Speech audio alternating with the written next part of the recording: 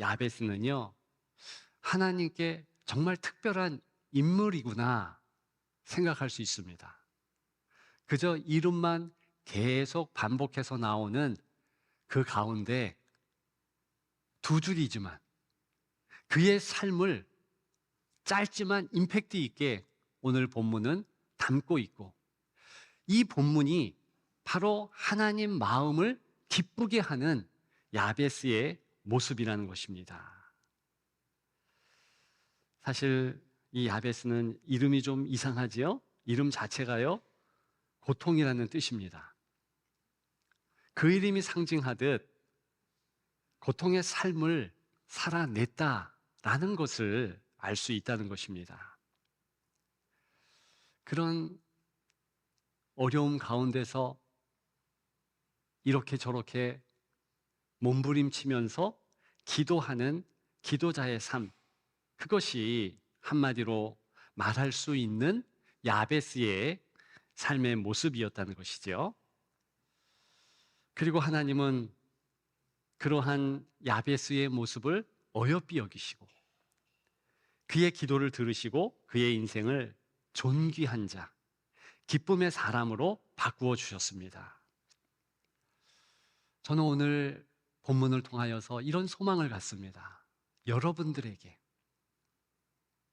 우리 하나님은 바로 이 야베스를 기억하듯이 우리 각자의 이름을 기억하고 삶의 고통까지도 기쁨으로 바꾸시는 은혜의 하나님이시라는 것, 그 하나님을 꼭 기억하고 그 하나님을 붙잡기를 축복합니다. 사실 당시에는 연약한 자, 힘든 자, 불쌍한 자, 모멸감을 갖도록 그렇게 무시했습니다.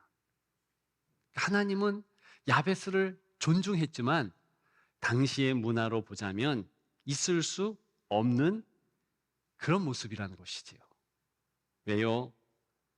야베스만큼 상처 있는 사람이 없었기에, 야베스만큼 근심 있는 사람이 없었기에, 그리고 야베스만큼 무능한 자가 당시에 없었기 때문입니다. 이른바 상처 필패, 무능 필패, 근심 필패의 당시의 문화를 생각해 볼 때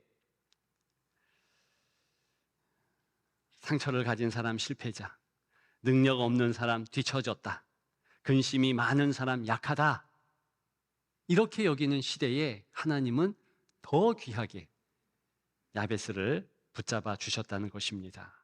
야베스는 상처가 있었지만 실패하지 않았고, 무능했지만 복을 누렸으며, 근심이 있었지만 오히려 기쁨으로 나아갈 수 있었습니다. 그렇다면 우리도 희망이 있지요. 우리 시대도 산패 문화 아닙니까?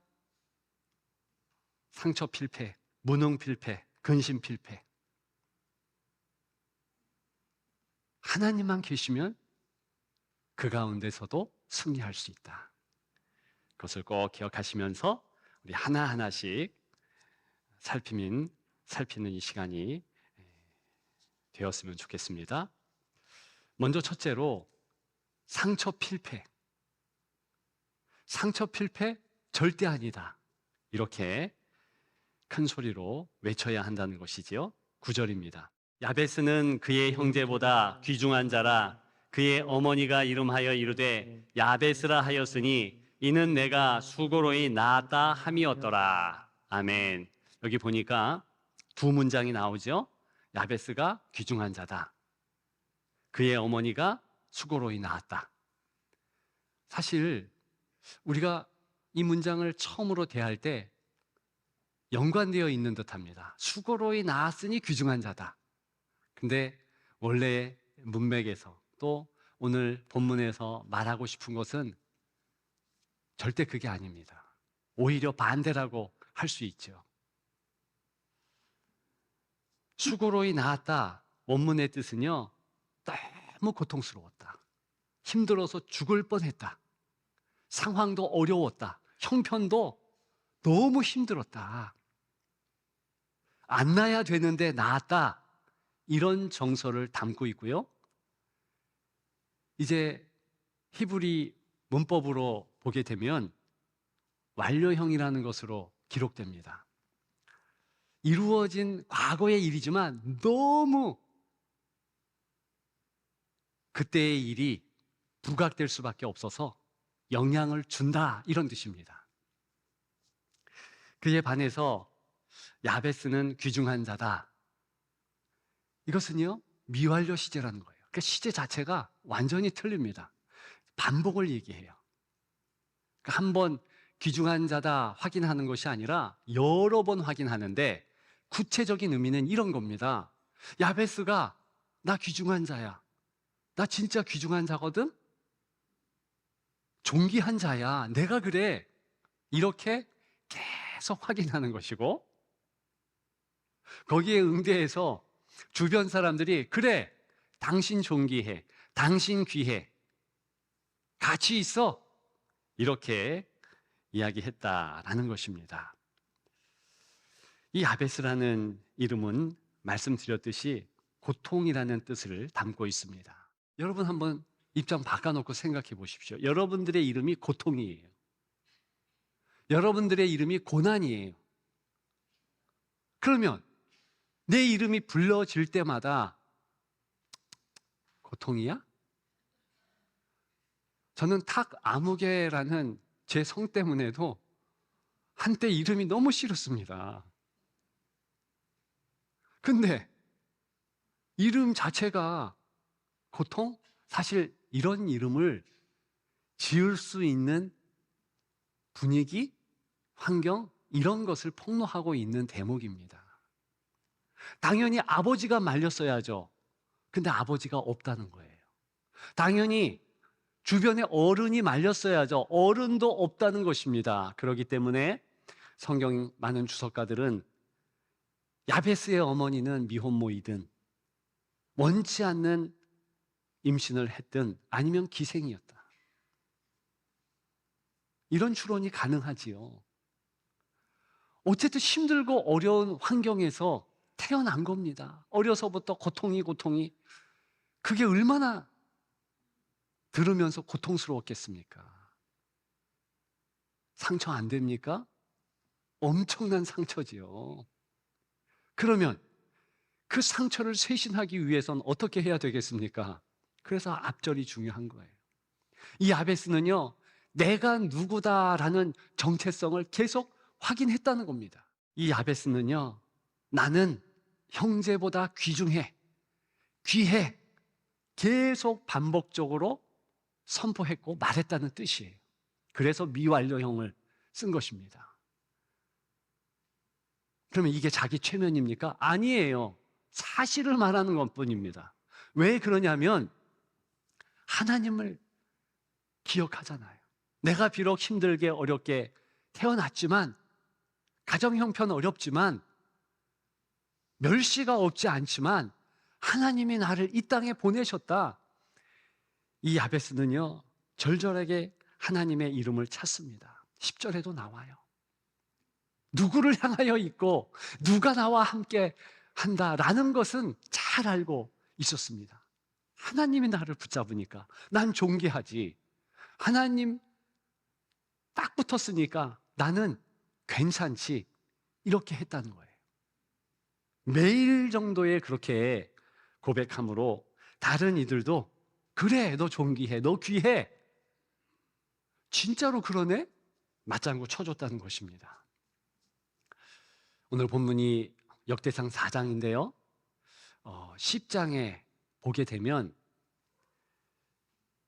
완전 반대인 한 사람이 나와요.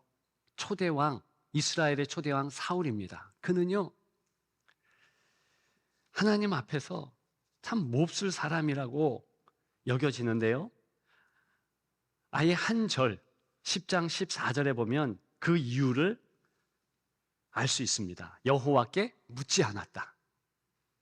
기도 안 했다는 뜻이 아니에요. 기도했지요. 그런데 그 기도할 때 어떤 마음으로 기도했는가? 자기가 왕이에요. 하나님이라 할지라도 자기를 돕는 그런 존재로서 의식했다는 겁니다. 같은 것을 구하는데 야베스도 많은 것을 구했잖아요. 저는 그 구하는 것이 너무 중요하다고 생각합니다. 이 사울도 많이 구했죠. 그런데 그 태도를 보십시오. 내가 필요한 것만 구한다. 묻지 않았다. 이 뜻은요, 내가 주인격이라는 거예요. 하나님이 주인 되신 것을 생각도 안 했다. 삶이 그랬다. 하나님이 불쾌하죠. 완전 반대인 것이 야베스예요. 분명 야베스는 사울보다 더 구했습니다. 주세요, 주세요. 근데 하나님이 누구신지 알아요. 하나님이 내 주인이시다. 하나님은 나의 왕이시다. 나는 그분의 종이요, 그분의 피조물이다. 광야 같은 세상 가운데서 도대체 하나님의 도움이 필요 없는 존재가 어디에 있겠습니까? 다 필요하죠. 그러니까 야베스는 아침에 일어나서 묻는 거예요. 하나님, 오늘 누구누구를 만나야 되고 무슨 일을 해야 되는데 이게 쉽지 않네요. 어떻게 할까요? 하나님이 또 응답 주시고 말씀하시지요. 하나님, 내가 이거 필요합니다. 저거 필요합니다. 이 깊은 교제 가운데 감사할 수 있는 것은 하나님이 내 옆에서, 뒤에서, 앞에서, 위에서 버티고 계신다는 사실입니다. 그것을 아는 인생, 비록 과거의 상처가 있고 지금 상처도 있고 너무 힘들고 어렵지만 당당하게 이길 수 있을 것입니다. 그게 야베스의 삶이에요. 여러분 앞뒤 좌우에 여전히 상처의 산이 보여집니까? 그러면 더 높고 높은 압도적인 하나님 은혜의 산을 확인하십시오. 확인만 해도 이기는 거예요. 확인만 해도 승리하는 겁니다. 상처를 이길 수 있고요. 야베스처럼 매일매일 나는 존귀해. 하나님이 나를 사랑하셔서 십자가의 피보혈이 내게 있어. 나는 귀해. 선포하십시오. 승리할 줄 믿습니다. 이 시대의 야베스는 누굽니까? 상처를 이기는 압도적인 하나님의 은혜를 확인하는 자입니다. 그 하나님의 은혜만을 확인하면 우리는 넉넉히 이길 수 있는 줄 믿습니다. D.A. 카슨이라는 분이 이런 말을 했어요. 하나님의 은혜는 과거를 지우지는 않지만 과거를 이기는 미래를 창조한다. 제가 존경하는 존 스토트라는 목사님은요, 하나님은 슬픔의 장소를 기쁨의 장소로 바꾸시는 전문가다. 우리가 슬픔의 장소다라고 여기는 바로 그 장소를 기쁨의 장소로 바꿔버리는 전문가가 하나님 아버지시라는 겁니다. 이 야베스를 붙잡으신 그 하나님이 우리의 하나님 아니십니까? 우리를 승리케 하실 줄 믿습니다. 선포하십시다. 그렇게 나아가는 여러분들 되시기를 주님의 이름으로 축복합니다. 무능필패 절대 아니다. 이것이 오늘 본문이 주는 메시지이지요. 야베스는 계속해서 이렇게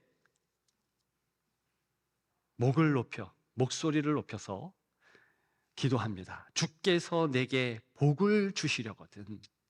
지난 개역 한글은요, 주께서 내게 복의 복을 더하사. 사실은 이 복의 복을 더하사, 이것이 원문의 표현에 좀 가까운 듯해요. 왜냐하면 바라크라는 히브리 말 복이라는 단어를요 2번 반복해서 씁니다. 그것을 특별히 상형 반복법이라고 표현을 하는데요, 이것은 간절함과 절대적인 하나님의 자비를 구하는 성경의 표현이에요. 나 복 없는 거 알아요. 내가 무능하고 연약함으로 아무것도 아닌 존재인 거 알아요. 그렇기 때문에 절대적인 하나님의 복이 필요합니다. 제발 복 주세요. 여러분, 그런데 이게 나쁜 기도입니까? 그렇지 않잖아요. 실제적인 기도 아닙니까? 우리는 근데 이상하게 그렇게 하면 기복신앙이래. 믿음의 조상 아브라함을 보십시오. 어떻게 하나님 따라가게 되었습니까? 하나님께서 복 주신다 하셨어요. 복의 근원이 되라고 하셨어요. 그거 믿고 간 거 아닙니까? 다만 복 주시는 분이 내 하나님, 내 주인, 내 왕이라는 것을 알고 그렇게 기도하면 되는 것이지요. 사울은 모르고 달라고 그랬고 묻지도 않았고 야베스는 그렇게 안 했고 우리 또한 야베스를 닮으려고 오늘 본문을 나눈다면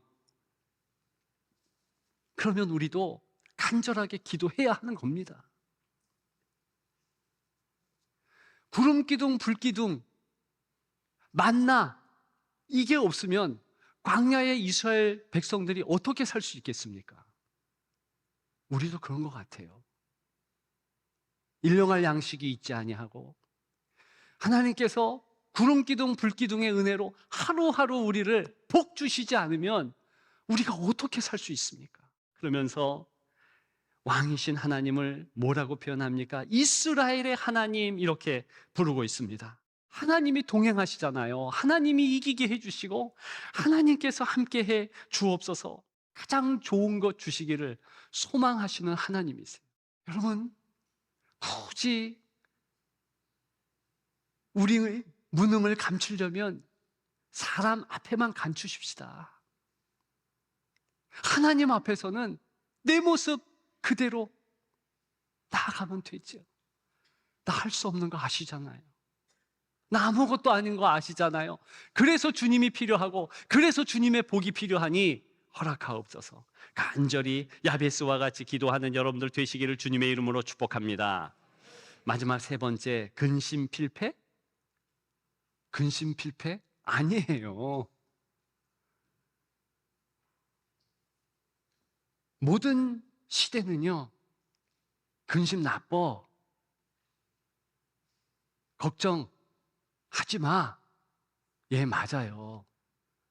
정신 건강에 안 좋습니다. 성도도 마찬가지예요.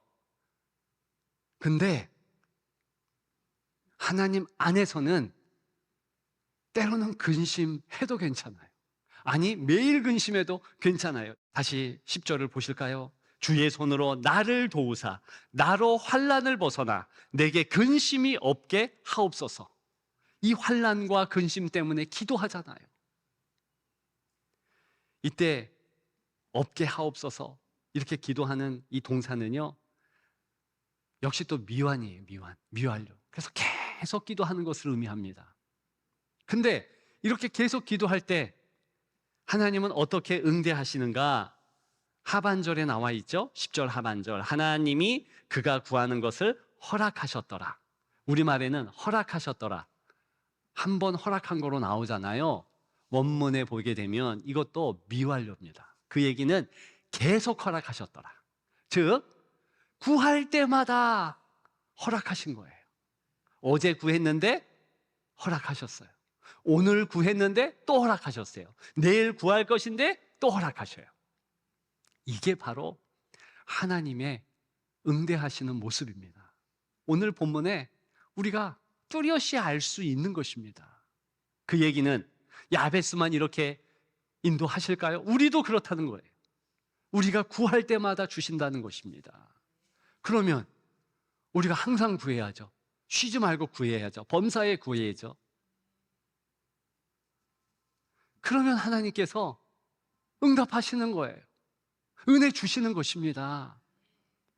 만일 이런 하나님과 우리의 관계가 없다면 모든 근심은 나쁜 거죠. 모든 염려 또한 나쁜 거죠.